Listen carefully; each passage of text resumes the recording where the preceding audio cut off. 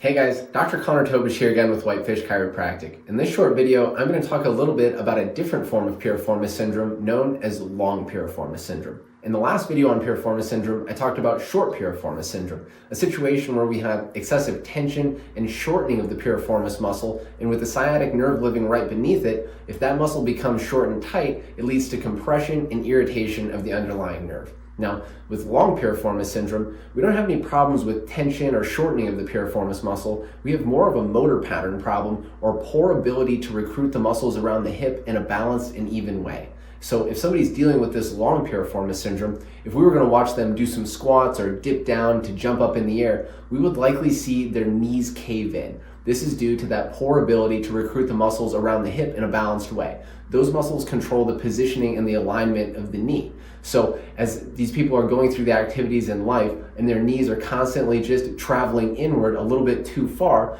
this results in pulling on those muscles in the posterior hip, one of them being the piriformis with that sciatic nerve living right beneath it.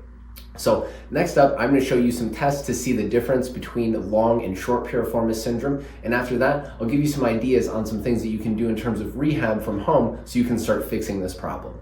First test we're going to look at for long piriformis syndrome is going to be a 6-inch step down. And you don't need a 6-inch step like this. You just need something you can stand on. It could be a stair, anything that just gets you a couple inches up in the air. So next you're going to stand on your affected leg, and from here you're just going to basically dip down and touch your heel, come back up. Now, if somebody has long piriformis syndrome, it's likely that as they go down, you're going to see their knee start to cave in because of the poor ability to activate the muscles in the outer hip. So you'll likely see the knee start to cave in, and they may also have a reproduction of the symptoms in their hip. All right, the test that we're going to look at for long piriformis syndrome is simply going to be a test checking for internal rotation at the hip. Now, a person with a healthy hip will have about 30 to 40 degrees of internal rotation. And to check, we'll bring their hip up to about 60 degrees of flexion. Then from here, we're going to turn their hip in to check that internal rotation. Now, we need to check both sides. With a person having short piriformis syndrome, on their unaffected side, they're probably going to have plenty of range of motion. But on the affected limb, you'll probably see limitation in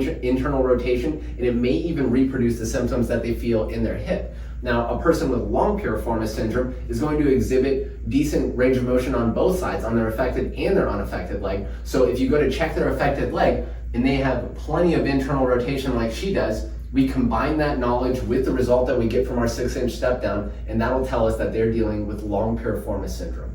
All right, guys, remember, when people are dealing with long piriformis syndrome, they already have a poor ability to recruit or use the muscles in the outer hip. So we do that simple glute bridge exercise and really squeeze the butt muscles hard to start making your brain use those muscles. But then we want to progress you to an exercise that starts to look a little bit more like real life.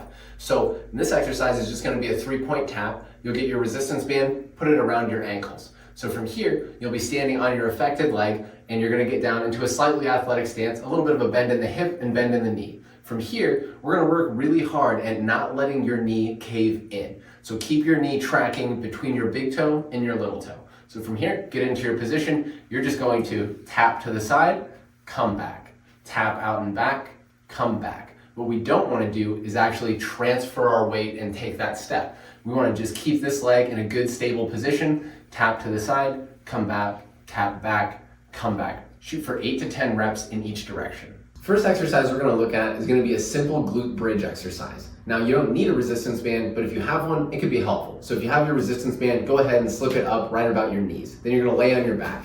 So we're going to lay down on our back. Then from here, you're just going to push your feet down into whatever you're laying on to bring your hips up. Push your knees out into the band if you have one. Then from here, you're going to squeeze your butt muscles hard for about 5 seconds. Bring the knees back together, then rinse and repeat. Shoot for 10 to 15 reps with a 5-second hold on each.